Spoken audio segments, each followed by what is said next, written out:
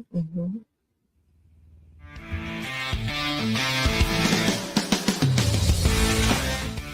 A Show. Where smart is the new sexy. And now, April Hunter. Woo! Welcome to the A Show, everybody. I hope you're staying warm. This is something, isn't it? Holy hell! It's cold as shit. Until like 5 minutes ago, I was wearing a robe and thick slippers, and I'm still wearing my thick slippers. I was gonna say, I bet you got those on. I got wool socks on. I got a blankie right here. It's ridiculous. But hey, welcome. Up until gosh, I seriously, I was like, I don't know if I feel like doing the show. I'm kind of cold. My face is frozen. So Florida's participating in winter this year, and yes, yay for us. What kind of major award do we get? We want it all. I want the fireplace. I want the crackle and everything. I want the hot cocoa. Yeah, I want a leg lamp in my window. Hey, so, I just want to tell you, I got this awesome blanket for Christmas. It's got Snoopy on it, and guess what I've been using? Yeah. Well, there you go. Yeah, we have a very special show for you guys tonight, you guys and ladies. We have on a horror and dark fantasy writer, Maria Dougherty-De Vivo. Hopefully I am pronouncing that correctly. She is an amazing author, and we'll be bringing her on shortly. She's also pretty freaking hot too, but that has nothing to do with her amazing talent. I'm just saying. But she is freaking fascinating. I've worked on multiple conventions with her at this point, and I'm so glad she's able to join us because she's had so much going on. So trying to catch up with her and get some time, has been challenging, but worth the wait. So in the meantime, I wanted to say hi first before we bring her on. So who do I see in here? And sorry for being late, but like I said, I was trying to defrost my face. Did she do a good job, everybody? Oh, no. Did she defrost her face? No. We don't have heat in Florida. We don't freaking have it. And if we do, we don't turn it on because it costs twice as much as running your AC. Actually, anybody doesn't know that about Florida. My HVAC guy said it actually costs 4 times as much. And I believe that. Our AC is brutal down here. Like my average electric bill down here when there's no AC is $300. So you can imagine, like when there's AC, we're talking like $500 bills in the summer. We just pile up on blankets. Throw some biddies. Join my Patreon, patreon.com, April Hunter. Mwah. Help you keep these titties nice and cool or warm. Warm. So I see James. So what's up? Yeah, you should post your physique pictures every week. That will keep you. That keeps you on point when you're doing a fitness competition or physique competition. I want to see him. Yeah, I want to see him. Alex. Hello. Good evening. We got, let's see, there's James. We have Michael. Hello. Let's see who else is in here. Chang Fu, you're here early. Hello. Allie. Hi. Winona. Hi. Lon. Oops, sorry. What's up? Hope you're doing well. Cool. Awesome, dude. Did you bring, yeah, you did. Look at you. Holy cow. I covered up the titties. I'm sorry. Oh, you better take them out for a moment. There you go. I know. We got it. We're covered. Who else is here? Kenny Powers. What's up? People are trickling in. They're slow. They're filling up. So thank you for joining us. We appreciate you all coming in. If there's anybody lurking in the background, please sign in. Please share the show. It does help. I know we get our lurkers. We love when you sign in and say hi. Mm-hmm. We love when you share this to your social media. It does help us. So is there anything we need to talk about before we bring Miss De Vivo on?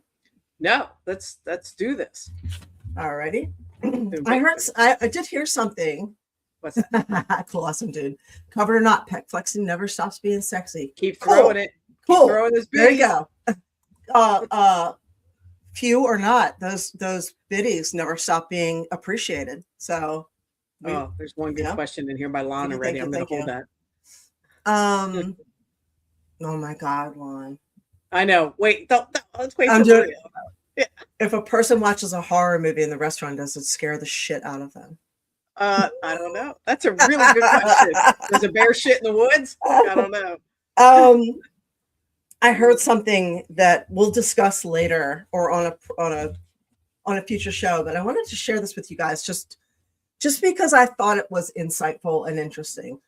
Because so many of us kind of look back on the things that we've done and the person we used to be, and with sometimes horror, regret, sadness, like, oh man, So this is something that I think will be helpful. The quote is, "Forgive yourself for not knowing what only time could teach." No, forgive yourself for not knowing what only time could teach. I like that. Before you could be wise, you first had to be young and stupid. So we'll talk about that more in the future. But without further ado, I am going to bring on Maria. Let me intro her first. So Maria writes horror and dark fantasy for both young adult and adult audience. And trust me, it is adult. It's hot. Each of her series has been Amazon bestsellers and have won multiple awards since 2012. So she's definitely a pro in this. A lover of all things dark, twisted, demented, the worlds she creates are fantastical and immersive. Get swept away in the lands of elves, zombie, angels, demons, and witches, but not all in the same place. Maria takes great pleasure in warping the comfort factor in her readers' minds. Just when you think you've reached a safe space in her stories, she snaps you back into her twisted reality. So she also writes very well, very conversational, very easy to read, but not simple. So what was it? It was the guy from, I want to say Cuba, but the Keys. Fantastic writer, Ernest Hemingway. Hemingway always said you should never send your readers to a dictionary or a thesaurus to be a great. So, that's right. That's exactly how I agree. I remember reading a book from somebody recently. I actually put it down because he wrote so intricate. Yeah, and I have 2 degrees in English, and I couldn't wrap my head around what the fuck he was trying to say. So I was just, I can't read this. I want to read it, but I can't read it. So I'm not spending all my time looking things up. So I love when somebody writes, so you can immerse yourself and lose yourself in it. So first person, all of that. So let's bring Maria on. Thanks, Michael. Yeah. Hi. She is Maria Dougherty-De Vivo. Oh, she's not. There we go. Can you hear me? Yes, we can hear you. Welcome. Thank you for being here. Thank you for having me. We're excited. I know it's been really hard to kind of get you on, so it's nice to have you here. I know you just got back from a cruise, right? So you must be kind of vacation tired, like adjusting, right? Yeah, I mean, we got home pretty early yesterday, so I kind of like napped the whole day. So I think I'm all right. I'm okay. Okay, good. So tell us a little bit about you. Now you're a local here to us, so some of our people here have actually gotten a chance to meet you. So you have a big following here in Tampa Bay. Tell us about your books. Like, when did you start writing? So, all right, like every author will say this. You start out when you're little. You always, something happens when you're younger and it like kind of just sparks something and you're like, I'm always a writer. I've always been a writer. But I didn't start writing professionally until like 2011. My daughter was a couple of years old and I was like, I said to my husband, I'm so fulfilled. Like, we have a great marriage. We got a great house. I love where we live. I got a great job. We got a great kid. I'm like, but there's one thing in my life that I just feel like I haven't accomplished yet. And I want to be a writer. Like, I have these ideas in my head. And he's like, just fucking do it. And I like this guy. Right. Yeah, me too. Right. So simple. You would think like, oh yeah, just do it. So I made it work and I wrote my first book, and that was a a nightmare in and of itself. But once I got that under my belt, it was like, all right, let's do this. We're making this happen. So the rest is kind of history. What was your first book? Yeah. I'm just curious. Oh, my first book was The Coal Elf. Young adult, dark fantasy, elves at the North Pole. They mine coal for the naughty kids at Christmas. I have a thing for young adult, and I don't know what my problem is, but that's my favorite genre to read. Really? I ripped through just a couple of years. I ripped through all the Hunger Games books, and I got to tell somebody I'm reading Hunger Games. They're like, "What's wrong with you?" I just read The Girl Who Drank the Moon. I don't know if you're familiar with that, but it's fantasy with witches and everything else, and I just love that genre. I read another one called Unplugged about a kid that goes to camp and he's forced to unplug. A rich kid. It's almost like an Elon Musk's son gets sent.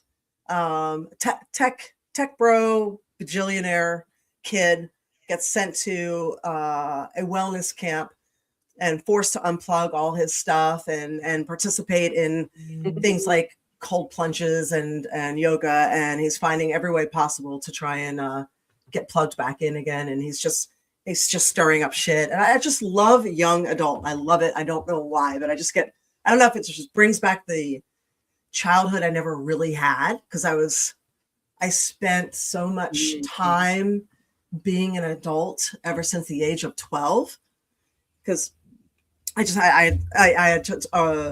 parents were just absentee parents, and I was raising my own brother basically. So going back and reading these books brings me back to a place that I don't know. So I don't know, but I love it. I love that genre.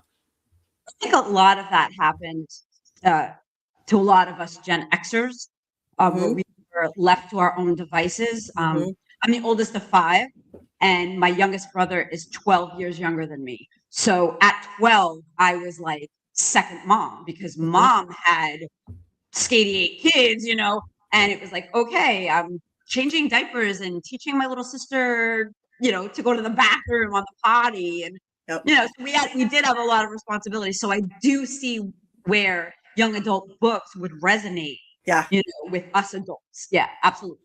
I get it. Yep. So Yeah. I love that though. Yeah. I need to grab some of yours. Well, next time I see you. Yes. And that's coming up soon, actually. Are you going to be at Tampa Bay Screams again? I think I saw that. No?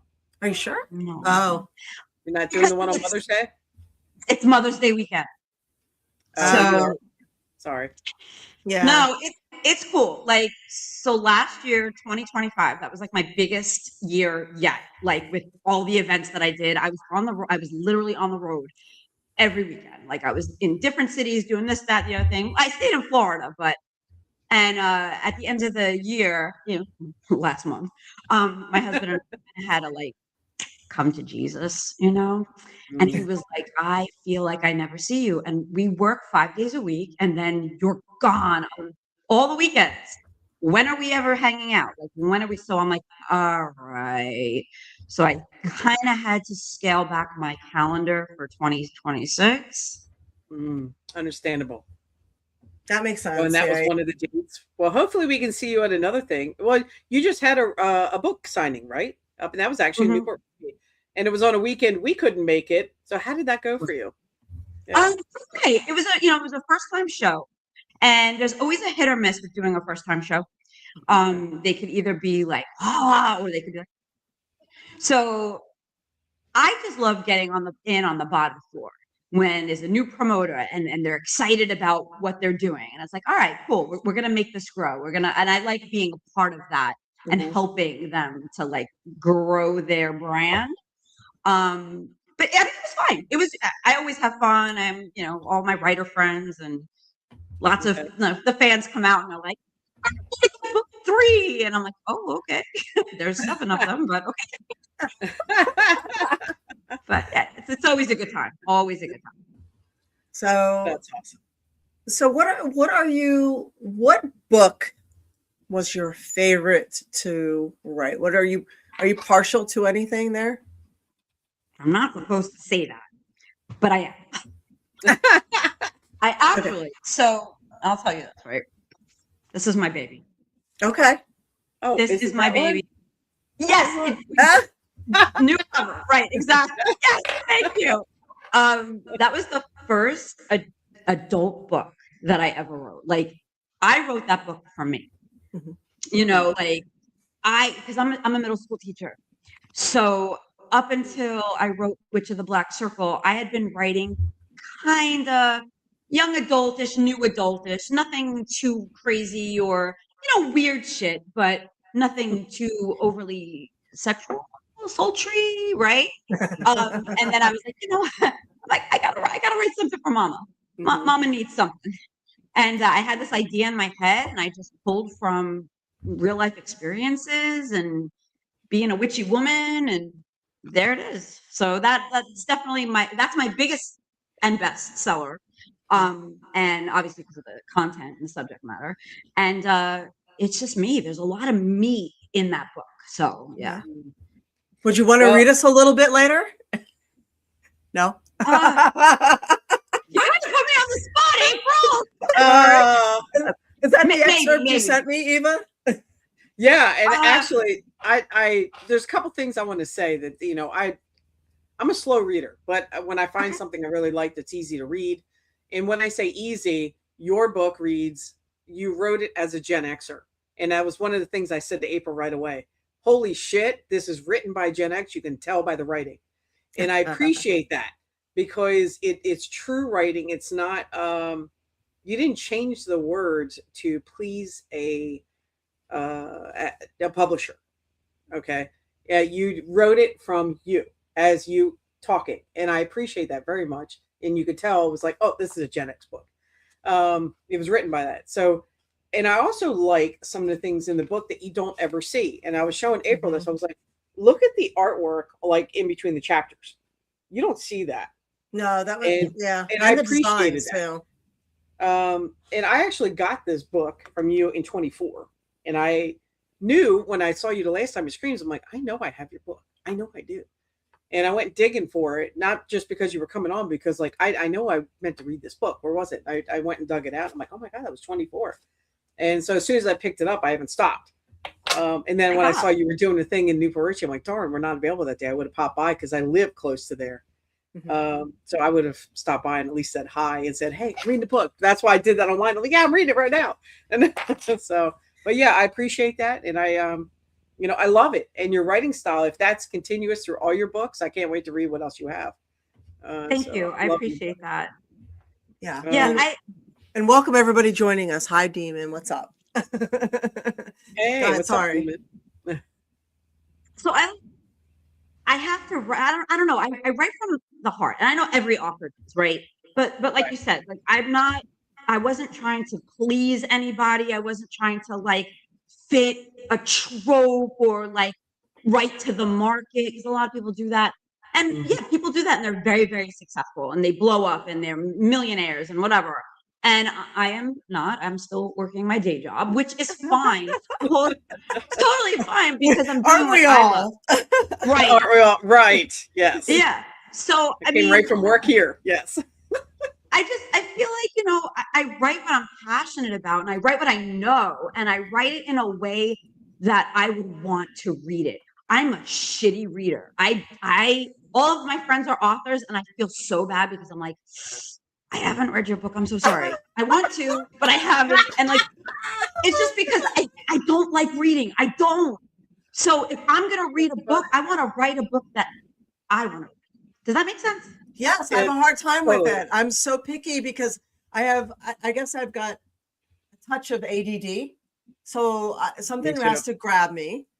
And I also have very little time. So people will send me their stuff all the time. And it's like, sorry, if it's not good, I'm not into it. I'll read the same paragraph like 17 times and not absorb what it is. Yep. So I need for it to grab me Mm-hmm. to do it. Speaking of, I'm going to read this. Yeah, please do. Here's their entry, the chapter 1. It has got to grab me right away too. Chapter 1. This is what I like. The beginning has the time and date and everything. I really dig that. I like that. Yeah. So this is Thursday, December 29th, 1983. First Northport Assembly of God, Northport, Long Island, New York. Night of the waning crescent moon. My mother believes I was cursed by a witch. Not exactly an ideal way to introduce myself to a room full of strangers in a church, but it's not like I haven't said it before.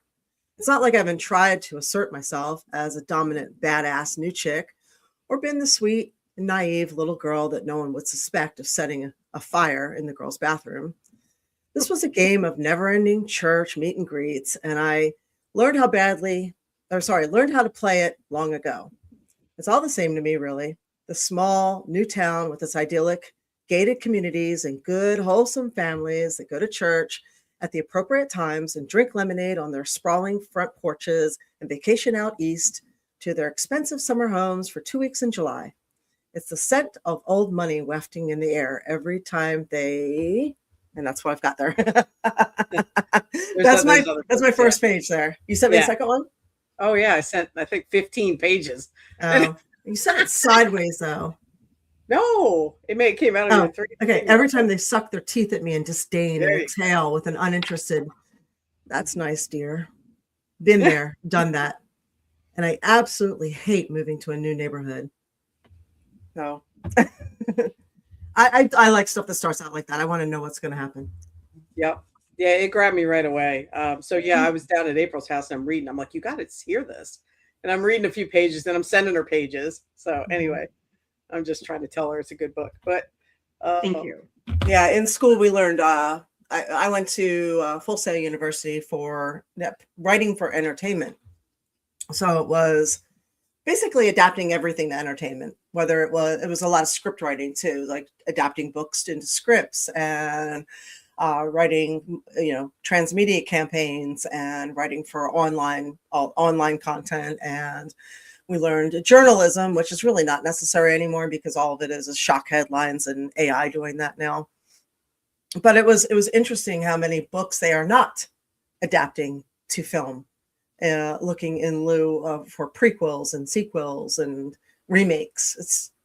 It's kind of depressing. And I will say that because Alex is asking, question for Miss DeVivo, is there a chance of your novels being adapted into movies or a series using the source materials? So everybody hopes for that, right? Yeah. I think every author's dream is to see their work either on television or up on the big screen, right? Like I'd take either one. I don't care. Like it definitely is a dream. Is there a chance? There's always a chance. There's always a possibility. Fingers crossed. I mean, right. I've dabbled in script writing. I've kind of taught myself a little bit here, a little bit there. But I work for Four Horsemen Publications. So if there was going to be anything, it would have to kind of be through them. But everything's, open, just I'm waiting for somebody to knock on the door and be like, hey. Well, that's always a good thing. Hopefully at some point, I mean, the way this reads to me is it would be an awesome, even a short series. Yeah. Series. Yeah. That's what I was kind of like working on. Yeah. Yeah. I think every writer has a 2-part wish. First, that they would grab their material and put it into a film or series. And then secondly, that they would retain some type of control so that some idiot producer doesn't come in and be like, oh, we have to use these people who resemble the characters, not even a slight bit. And then let's change all of the main part of the story to this. And then let's also put all these products in here because we're being paid by advertising. So, and then do we really want to use that ending? Let's change the ending to something else. Like, did you see what happened? Like World War Z. Oh, God. The book World War Z was nothing like the movie World War Z. Now say I never read the book, so I don't know that. Yeah. But the book was amazing. Phenomenal. Mm-hmm. And then we watched the movie and I'm like, what? Huh? They took China out of the equation completely. I'm like, totally. What happened? I got it. I didn't know that. All right. Oh, so yeah. The book was amazing. Okay. All right. Good to know. Is it, and again, see, I'm that person that has a tough time reading a hard read. So maybe I should pick it up. Ready Player One. I didn't know that was a book either. So I don't know. Yeah. Really good. Really, Oh. really. That book was so good. It's one of my favorite books. When I watched the movie, I was just like, mm-mm. Hmm. Alex had a follow-up question about that. It's like, what about graphic comic? Ooh, yeah. Yeah. Good idea, Alex. Mhm. No, Off a light bulb there. so I will say this. I am working right now on a short story script for an anthology for a comic. Never done it before, never written a comic script before. So this is like, I'm a little shaky. But it's coming along. So that's in the cards. So then once I get done with that, my zombie series, The Altered, it's infected. They're cured zombie, whatever. Um, there are so many possibilities to adapt that into graphic novel form. So that's going to be like my next side project because it definitely fits the medium. So I will be working on something to do with that, and then maybe something with the witches and a comic booklet, like a little side story kind of add on. I love it. Interesting. Yeah. One of the things that we learned in school, because we did have comics and graphic novels classes, was you should always be writing comic books. So always have comic books and graphic novels out there because that's where they're going to for material. Really? Yeah. So they're lazy. So you're heading the right direction probably. So Okay. That's so good to know. anime, comics, graphic novels. Yeah. Yeah.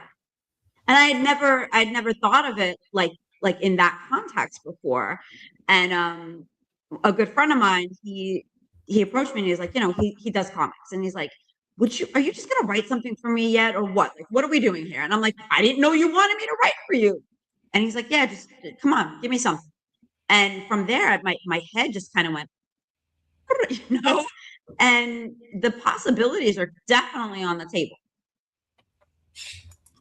I was think just- that's really smart. So I was just stalking your page, actually, your event page. It looks Oh, my like you event have, yes, I was just looking at your event page. You do have some things coming up soon here. So if people want to like catch your books, at looks like in a book fair in Brooksville, this weekend? Saturday. And you're going to be in Buena Vista the following weekend? Am I seeing that right? Cool. Yeah. On both sides of the That's like a romance, smutty book lovers. There will be other genres there, but like the main it's called Feel the Heat, and it's in Orlando, Lake Buena Vista, on the 31st and the 1st. Whole week. Excellent. That's awesome. what is your writing process? Like, I know the main thing with writing, right? You have people who are trained to write or a degree to write, and then you have people who just have passion for it and they write. And ultimately, that's the thing that matters the most. Just doing it. Doesn't matter if you're educated or not. Just sitting down and making the time to do it is the most important thing. So whether you have $50,000 worth of debt from a degree or not. So what is your process? How do you make time? Because you obviously have a day job and a family, you've got a kid, and for all the people out there who have maybe a book in them or story to tell, how do you make time to do it? You have to be very disciplined. Like, if you can think about it all you want, you can plan it out all you want, you can dream about it all you want, but if you don't actually carve out time, it's never going to happen because it's hard. It's not an easy thing to do. So with that being said, during the school year, I'm a teacher. I teach 7th grade middle school English. That's my passion. Yes, it is. They're crazy, but I'm crazy, so we're a good fit. During the school year, I set a limit, right? So I write 3 nights a week after school. And I set it at 1,000 words. So I'm like, all right, my chapters are about 3,000 to 4,000 words each. So if I can knock out a chapter in a week, I'm golden. Now, come the summertime, I'll write 3 days a week, all day long, and I'll knock out a chapter a day. Okay. So that, I mean, that schedule really, it works for me. It works for my family. It works, for me wanting to do whatever I want to do and my event schedule and whatnot. And I know that would work for other people, but just to have, like, you have to carve it out. Do you edit while you write, or do you just write freely and worry about all that later?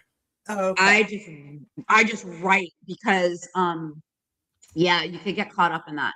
If you're actively editing while you're writing, you're gonna go 2 steps forward and then 3 steps back. Mm-hmm. And then then you're playing catch up constantly. My daughter, she's 16. She's also a published author. And I gotta say, she's like 1,000 times better than me. Like, I'm so jealous. But she does that. And I'm constantly telling her, like, dude, stop editing while you're writing. So she's slowly getting out of that habit. It's like, it doesn't have to be perfect the first time. That's what your editor's for. That's what, you get beta readers and alpha readers and, just write That's it. when you're like, dude, can you read my book? Yeah. You become the friend that you do. Yeah, exactly. Right. Well, oh my God, if I have like a friend of mine or like just people in general, like, oh, can you help me? Can you read my book? And I'm like, I'll try. Yeah, again, with the Hemingway, right? What is it? Write drunk, edit sober. Write drunk. Can't do it at the same time, right? Write drunk, edit sober. It's so true, though. It's so true. Because and then sometimes even when you are sober and then you go back and like edit, you're like, oh man. Sometimes it's brilliant. And you're like, wow. I know every year for January, I'm just like, my New Year's resolution is to start drinking or just drink more. Just drink more. Every year I fail. I fail. I don't do it. I'm just like, I don't like the taste of alcohol. It's got to be certain drinks I'm down with. Oh, no. I have no comment. I know. I can slam a shot. Every so often, but yeah. Oh, see, that's not me. Oh no! Oh, I just want the quickest way to get to the just fast. No, fewer calories. Least amount of calories, least amount of damage. Just do it. When you carve out that time to write, does your household go on shutdown for an hour? Do you have a hide spot? What do you do? Do you sit in the closet with a desk and go like? How do you get that? Like earbuds or? I sit in the closet for other things, but we won't talk about that. Sure. You can talk about it here. We can talk about anything. Feel free. This is a safe space. It is a safe space. Yeah, whatever the fuck you want on here. Shut down. They're very respectful because it's just my husband and my daughter. Mm-hmm. We're relatively quiet people, except when we're listening to music or watching TV, whatever. My husband will just sit next to me, and he'll be on his phone. And it's like he's like the emotional support, and he's very quiet. And he's like, I don't want to bother you. Like the dog. Yeah. And coincidentally, my daughter's in her room writing. Okay. So we're just a house full of writers. That's so cool. Yeah, it is cool.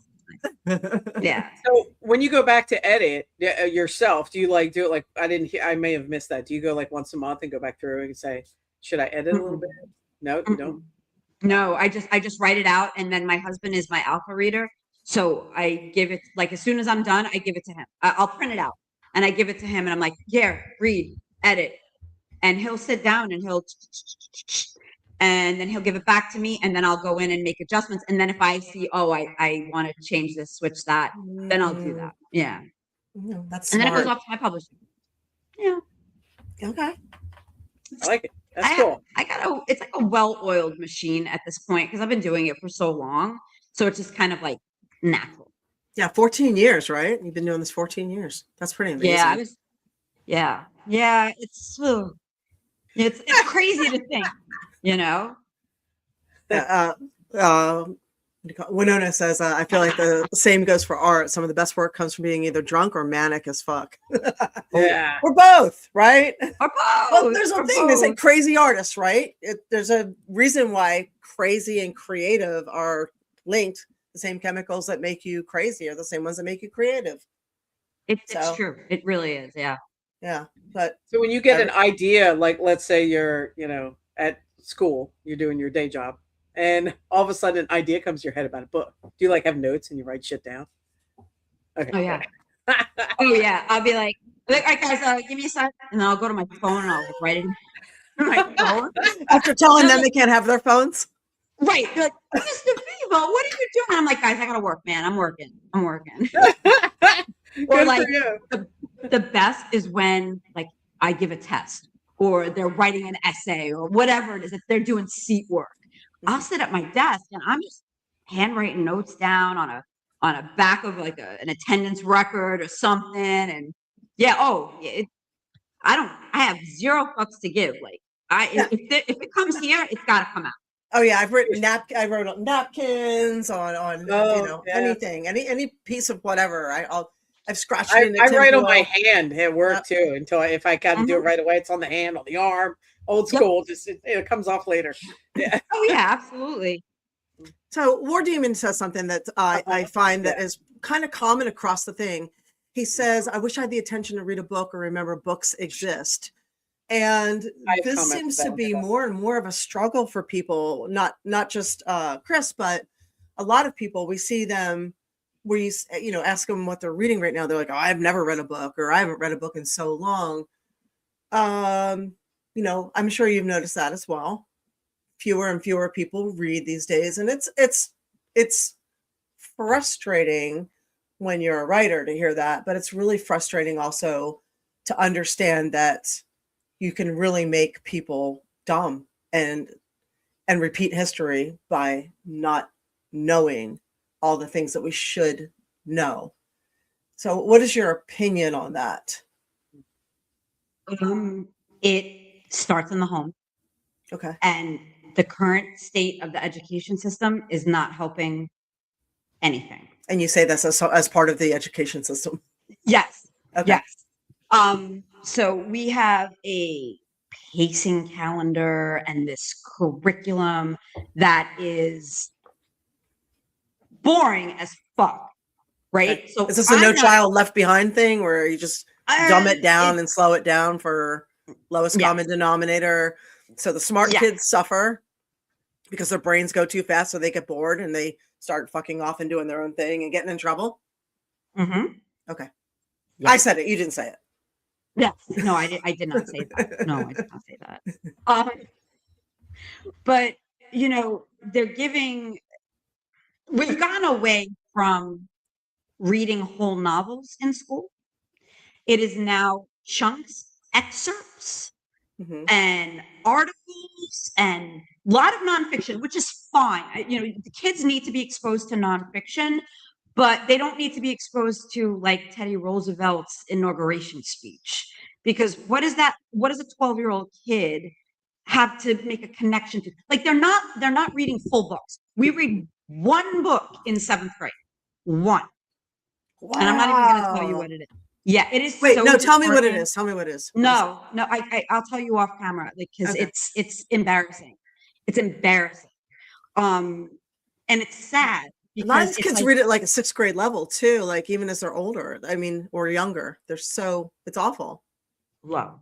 It's low. American kids. Sorry, let me differentiate that, because people I know are from all over. Yeah, American kids read at a so a terrible level. They're not being exposed to literature where they could be like, oh, they're illiterate. They're illiterate. Yes. Right. Okay. And they have no idea when you say, oh, well, what kinds of books do you like to read? What genres do you like to read? They're like, I don't know. And okay, part of it is being a teenager, and I get that. I don't know, because I read all the time when I was a teenager. Like I read all the Judy Blume books.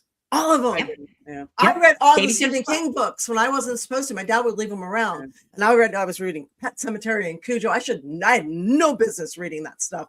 I was like, oh my God. I read Science and Nerd stuff. Yeah. Right. I had no was an business reading escape. Flowers in the Attic. Oh, It was an my escape. God. I read every V.C. Andrews book, all of them. Yep. Yeah. I'm like, why am I So- reading about incest when I'm 12 years old? Because there's nothing else to do around here. Right. There's nothing else to do. So Right. hey, here we are. And I think though it even goes further back because incest. Wow. Well, I mean, come on, Chris and Kathy, man. Chris and Kathy.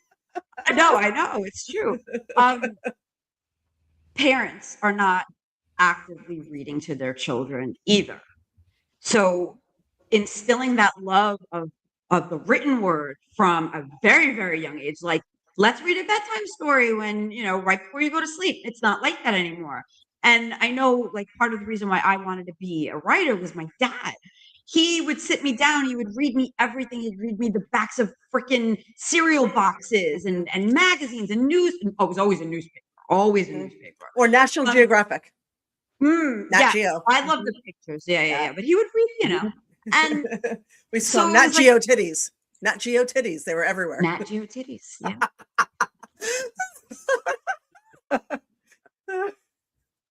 Sorry, I just had to interject with that. No, because I know what you're saying because it's so true. It's like hashtag facts. Like that was a Everybody thing. knows. Past a certain age, everybody knows that. Yeah, there was a thing, right? It was scandalous. Oh my God, I'm 6 years old and I'm seeing Nat Geo titties. So yeah, I don't think parents are doing that with their kids anymore. They're not reading. Yeah. Anyway, actually, I have a few comments. Can I throw some things in? Yeah. Okay. War Demon, I want to get back to you on something you said here. So, as adults, and mind you, whatever happened when we were kids growing up at different things, and I know what you guys were talking about. I didn't read when I was a kid. I read some of that when I was older. But, I picked up the magazines or I read, science geeky stuff, whatever that was interesting me. Like when I came to Florida, I wanted to know about hurricanes because, when I was dumped into hurricanes down here and tornadoes. So I like to know what I was getting in the middle of. And I still am that way today. But my point to Chris is that, just because you're not sure or you don't think you have attention paid, you might. But maybe it's what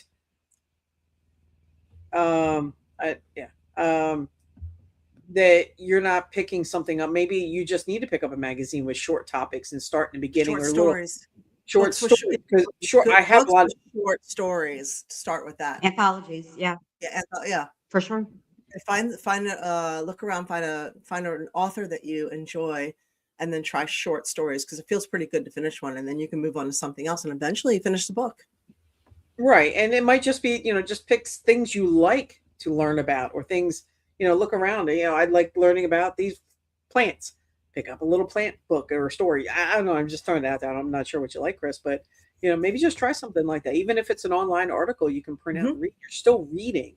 Believe it or not, you're still reading something. So, and might I add, reading helps keep memory diseases away. It works out a part of your brain that helps keep dementia and Alzheimer's away.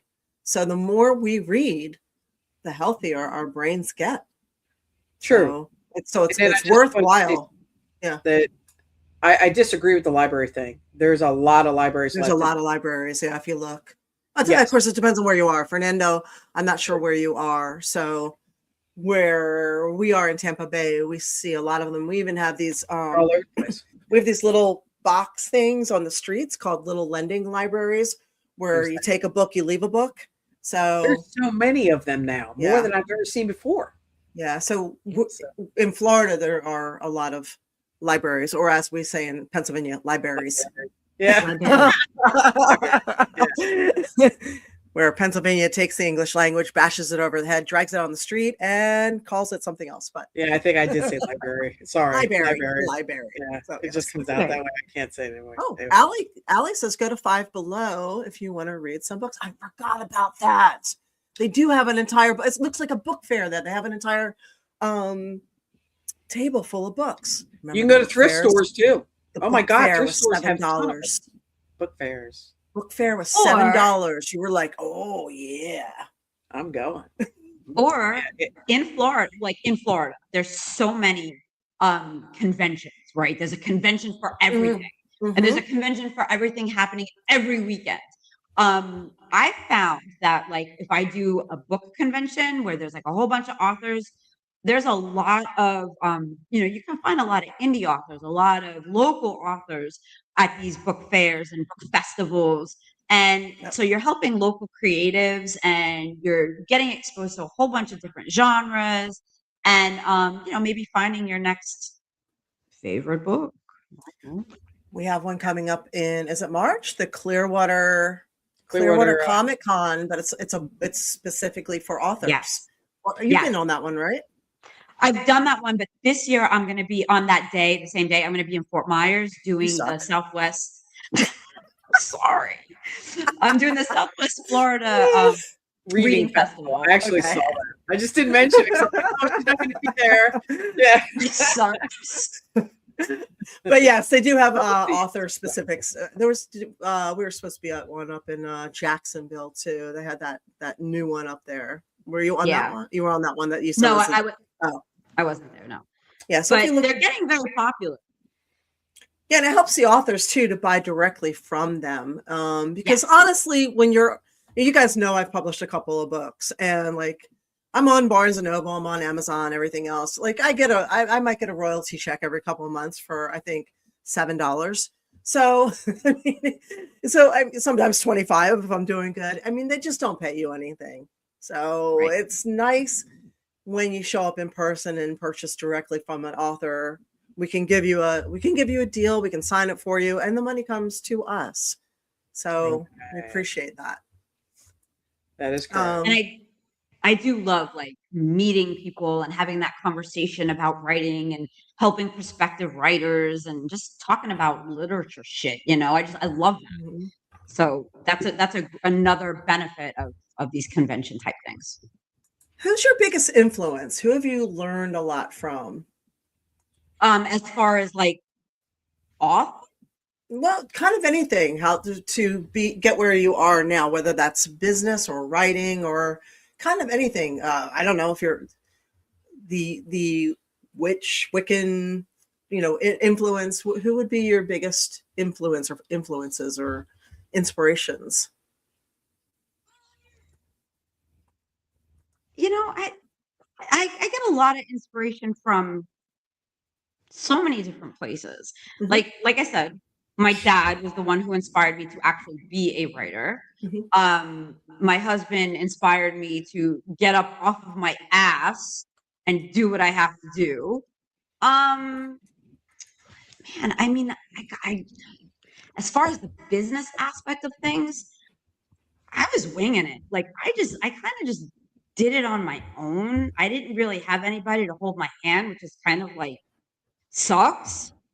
But that's why I try to like help others. Like, okay, if I had somebody to help me along the way, this is what I would have said to do. And I mean, because I know I had so many missteps along the way, over the years. I would have done things so entirely different.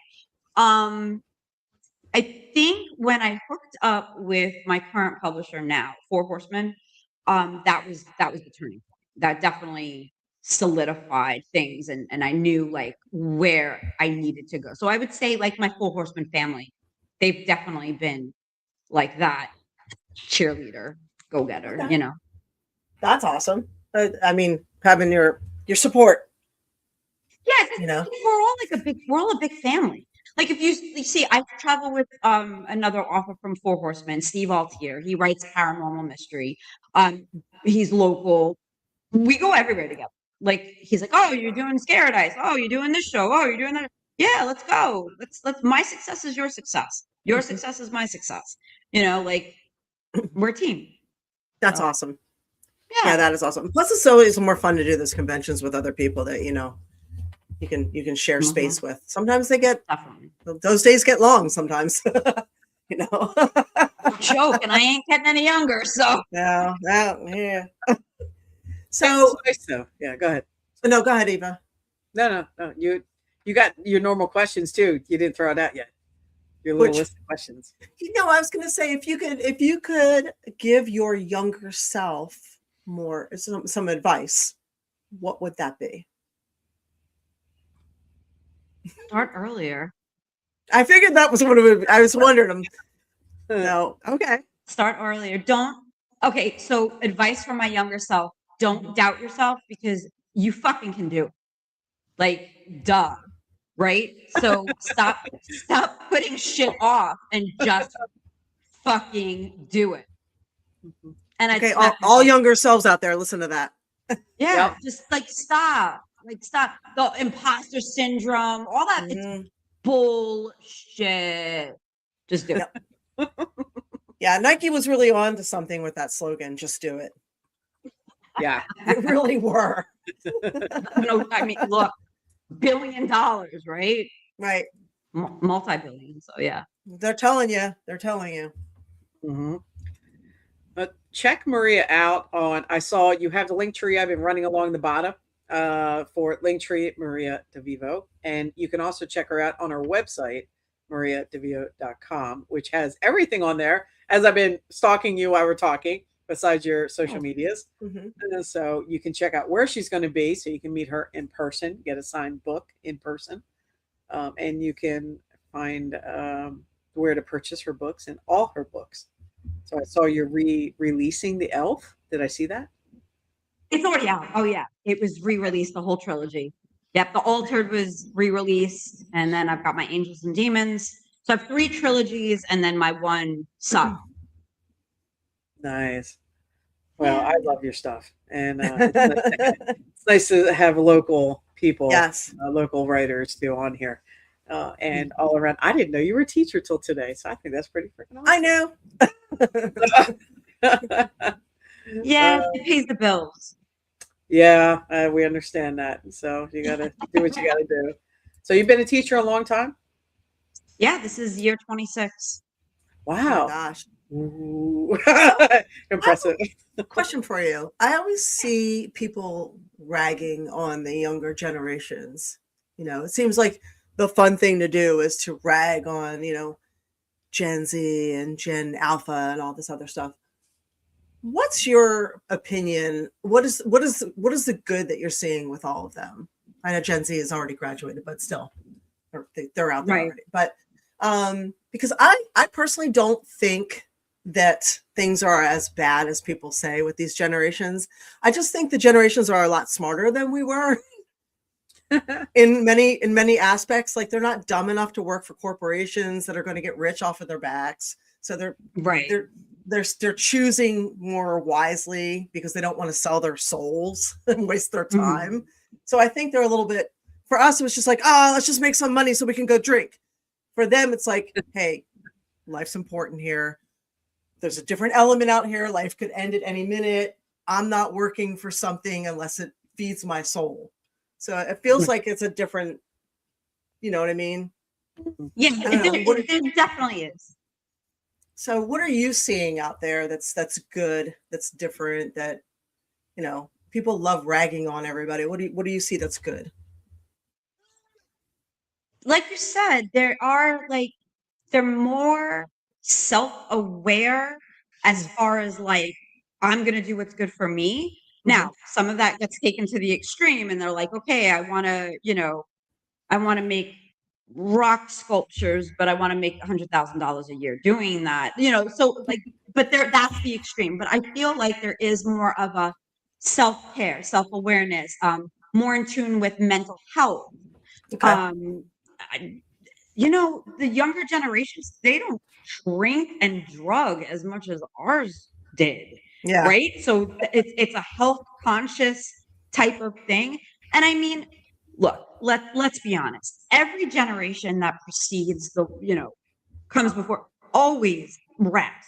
Gen X here, they all ragged on us. We were all witches and derelicts and punks and whatever, Yeah. And no gooders and devil worshippers, and we were the devil worshippers. Right. Our brains were going to rot out from playing video games. Remember? Or we could from sniffing Aquanet. Yeah. And paint. We're killing the ozone layer with our hairspray. Holes in the all we were destroying the. Yep. Die Yeah. for So drinking I those. think Jeez. it's natural for the prior generations to kind of rag on, but no, there definitely is a lot of good. They're the ones that are the smart ones. They're industrious in their own technological way. I mean, and the world is changing. I mean, we see it. AI, like it's the AI train, and it is not stopping. Oh no, it's So just going to they're speed up. taking, yeah, they're taking full advantage of all of that. And it's like we got to kind of change our mindset to keep up with that because they're all full steam ahead with that. Which to say AI is not a bad thing. I mean, it does have its merit. However, for my field, the creative field, right? It's destroying a lot. But It's detrimental. yes, Yeah. but I don't like it's such a double-edged sword, right? Yep. We as Gen Xers, I feel like we have the knowledge of what it was blended with the knowledge of what it will be. We are technologically advanced in many ways, but yet we have that nostalgic to us. So that's why I kind of like being a Gen Xer, right? Mhm. But Because we the live Gen Zers half on and half off. right, Right. exactly. Or rather, So half we off and half know on. So both worlds. We know both worlds. yeah. So the Gen Zers, they don't. All they know is I had an electronic device in my hand when I was 3 years old, which Right. That late? my daughter my daughter was about 2.5, 3, right? I thought it was a lot younger than that. Yeah, it might be now. I don't know, but she's used that to her advantage. She is very industrious. She is very tech savvy. I mean, the girl taught herself how to do a PowerPoint when she was 6 years old. So like, God, it's 6, 7, as the kids say. Okay, so it's funny when I went to Full Sail, I started in, gosh, let me think, 2000, like I was there for like 3.5 years. So I graduated in 2019, and up to that point during that, I remember somewhere in there they said, if you want to ensure your kids' future in this kind of a world with the internet and everything else, creativity. Teach them creativity or get them no, this was then. They said human creativity will guarantee them a future because it can never be taught by machines. So they said everything else can be replaced, but human creativity will never be replaced. So get them into an art school because everything now is storytelling. Everything is visual. You're listening to music, visual, stories, everything. Everything is looking at a screen nonstop. And then a couple few short years later, AI came out and basically took almost every writer's job. So, Hollywood, spent like a year battling AI script writing. So it's interesting. Right. It's interesting. So, I mean, Hollywood has the money to battle script writing and protect it. Nobody else really does. So it's interesting that was the very first thing that AI started vastly taking. I watched something shortly before we came on tonight about AI influencers, how these corporations are creating and have created. A lot of people don't even know they're following influencers that are just AI. So they are strictly AI. They're controlled by corporations. There'll never be the human element to them where they can't control them. They'll push any narrative or any product they want. And then they're raking back like millions of dollars with these accounts. Right. So, and they don't have to worry about that influencer getting, a rape charge or all of a sudden switching political affiliation saying, I don't think this is right. So these are complete controlled entities. So it's very interesting. It's interesting to watch. It's scary though. It's, yeah, it can be. Or it can be a situation where it's what a privilege to be alive during this time to see so many changes. Perspective, right? Yeah, absolutely. Absolutely. Make sure we're writing the history so it's written correctly. Right, exactly. Because those who are not literate, people who aren't reading, who aren't writing, those who are not literate will not be the ones putting the history down. Right. I watched a politician today. I don't know where you fall on this fence, but I watched a politician today state on social media. He was talking about how he put a meme up saying something about how one political side currently is asking for ID, and a lot of people had put up and said, "You guys asked for papers years ago with vaccination records just to go eat a meal or travel." Mhm. And he responded, he goes, "Things that never happened for 500, Alex." Ooh. He said that never happened. We never asked for vaccination papers. Stop. He's a politician with the Democratic Party. He said they never ever asked for proof of vaccination to go anywhere or do anything. I was like, wait, is this like, are we living on multiple, like, what timelines? What's happening? He gets the asshole award behind you. I was like, wait a second. Are we on different timelines? Like, what kind of reality? I'm like, don't gaslight people. Don't lie. Yeah. Okay. Wow. Asking for ID, the surveillance state that's going on right now, I agree. It's ridiculous. Palantir, all this stuff going on right now, ridiculous. But don't pretend that you didn't force all the stuff, that people didn't lose their job. They couldn't travel. They were building camps. They had camps in some areas. They're building camps. They wouldn't let people go into restaurants. In some places you couldn't go in to buy groceries. So in in England, if you didn't have a card, you couldn't go in to buy groceries and certain things. Like, you couldn't work. You couldn't do anything. They didn't even want you in the hospitals. Don't pretend like don't even get me started with that. So this guy is that was America too in some areas. Yeah. It's depending on what state you're in. This guy's a politician who said it never happened. So if we are not literate, if we're not writing, if we're not reading and writing history, that guy is going to say it never happened, and that guy is going to rewrite our history. Yep. People like that. That's crazy. Maria, I have a question for you on the teacher end. Yeah. That brings me to history books. So when we grew up, we got a new history book, and one came out every so often, and we'd lug these things around in backpacks, lockers. So obviously today that's changed. So when they update history and books, how does that presented to the children today? Is it something that's updated often, not often? Or is it spontaneous, like updated like the internet all the time? I can't speak to that because I don't teach history. So that's I mean, just books in general, or you teach math, right? No, English. I'm sorry, English. So yeah. Okay, so how often do things like that get updated, like your books, or does time our change? books? Our books have not. We just got a new curriculum, and we've been using it for. Well, I say new, but I think we've had this one for 8, 9, 10, 11, 4 years. And they have not changed anything within the book.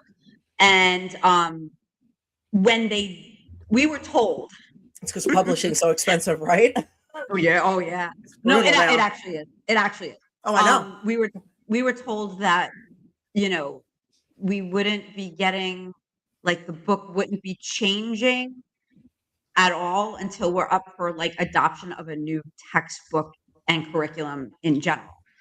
So it isn't like and we have an online curriculum where they can actually, like, the publisher could go in and swap out outdated articles or whatever, but they don't for language arts, for English. For history, I don't know, because they have their own curriculum, and that's their world. And in middle school, it's a very, like, departmentalized type of thing. It's like math doesn't mix with language arts, and social studies doesn't mix with art. Like, it's just very weird. We're very isolated like that. We're on our own islands. So I don't know. I don't know how, like, they do. I know for our school, we have up until a certain time period. But I don't know the current, like where the current date ends. So I don't know. And being history is so fluent, I guess, and they keep wanting to change history. That's what made me think about that. Right. I'm curious. Yeah, no, I very don't know. curious on that. Yeah. So okay, well that actually gives me hope, honestly, when you're saying that it's not like changed consistently all the time and presented out that way. So that's cool. Right, I right. like that. Thank you. That's funny. Brian says some guy named Victor writes the history books, is what I've been told. Yeah. Yep. Yep. In history, the victors do write history. That's a good one. Yeah. Thanks, And Brian. Love it. I feel like this should be mentioned today. Zach says it's National Cheese Lovers Day. Oh, I feel like that is favorite I food. feel like that's important. It is important. Thank you. It is. Yes. Thank you. We will be celebrating that later. Oh yeah. I think I'm having cheesy eggs for dinner. I might you just go. have a grilled cheese by itself. Oh, Otherwise that known as a sounds quesadilla. Whatever. Quesadilla. Yeah. Whatever I decide to make. So after on podcast night, since it's so late, I come from one job to this. So I work the 10 hours, I come in and I get up here. So it's just whatever's quick and easy to make when we're done. Yeah, otherwise known as starving nights.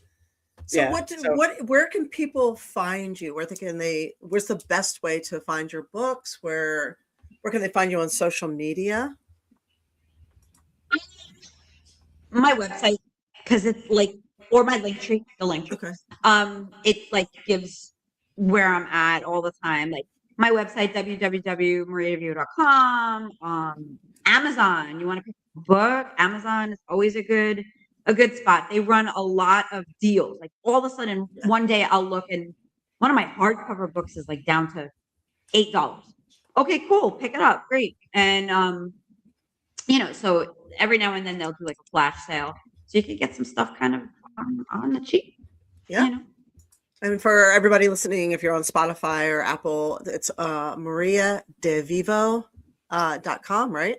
Is that what? Yes, ma'am. Or Linktree, and that's MariaDevivo.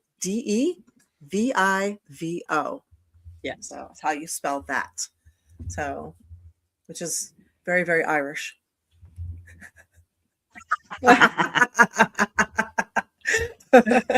So is there anything else you would, No, I was just saying my maiden name is very Irish, but yes. I married the Italian. So your kid is the best of both worlds there. Yes, that is. Good for drinking, eating, and fighting. Alex is asking, have you ever done sci-fi with a romantic subplot? No. Sci-fi is thing, not my right? jam. Okay. No, it's horror, dark fantasy. Okay. And is there anything else you would want to add that we forgot? Did not ask. No, you hit everything. You hit up everything. Okay. Yeah. Sure. All right then. Well, make sure you guys go see her in real life if you can. Check her out. Yeah. She's fun to talk to too, by the way. So hang out a little bit if you. Yes. if there's not a big line there. So Maria, thank you for joining us. Thank you. Thank you for having me. Appreciate this was a lot of fun, and I'm very thankful. So I am too. Thank you for spending your hour with us. We appreciate it. Hopefully we'll run into you sooner than later.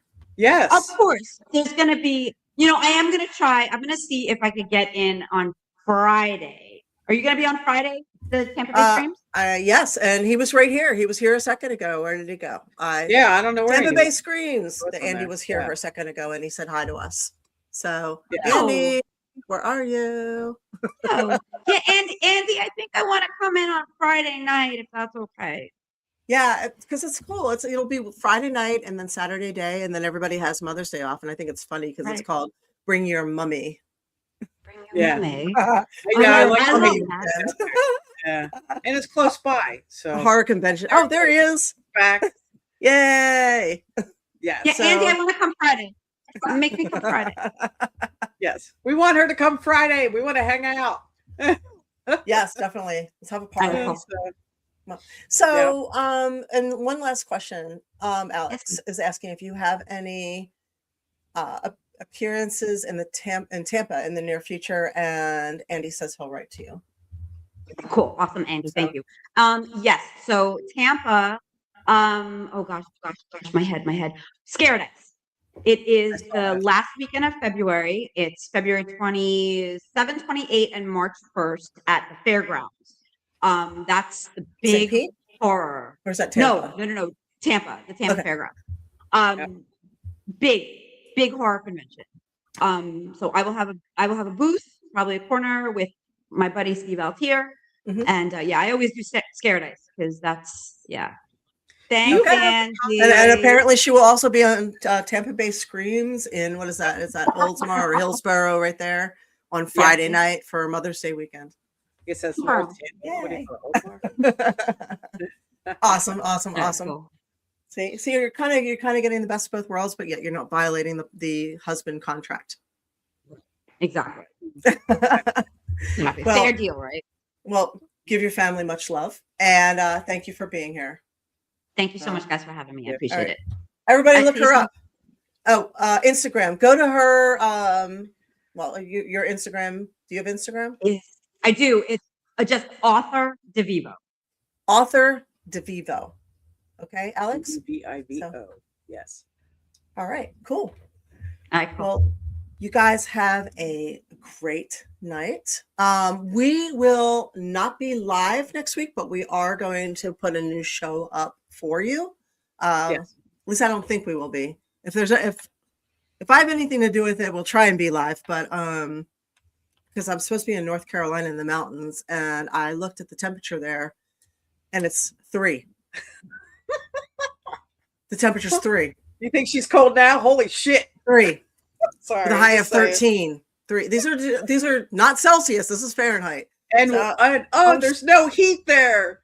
In an unheated house. It's got Yeah. like 2 plug-in radiators. I'm just like, oh my God. Like I don't think I can handle that. And then the dogs too. I'm like, Yeah, I now don't look at her. know. She's like, I don't know if this is the time to do that. I'm sorry. So Anyway, we may not be live next week. It We'll might be- be we'll be thinking of pre-recorded, you, or we April, might if be you're live if I get my way. So, and Yes. Kimberly, thank you for stopping in and saying hi. So, yeah. Thanks. either Kimberly. way, see you next Tuesday. And Maria, thank you for being here. Mwah. We appreciate you. Thank you, All guys. right, everybody. We pet flex off, so Yes, feel free to we pet will. flex with us. That's I can't do that. Are you sure? I can do that. All right. Thanks, you guys, for being here. We love you. We love you. Thank you for joining us. Feel free to share us anywhere, or you can come join me over on patreon.com, April Hunter. I did just add a couple of new posts for my patrons, some aftermath at WrestleCade. I told the Sting story too. Oh, nice. All right. Yes. And You guys will some enjoy that. Get some on other there, things, check it out. videos and pictures. So I did add some things up there. So mwah. See you guys next Tuesday. Gosh, that never gets old.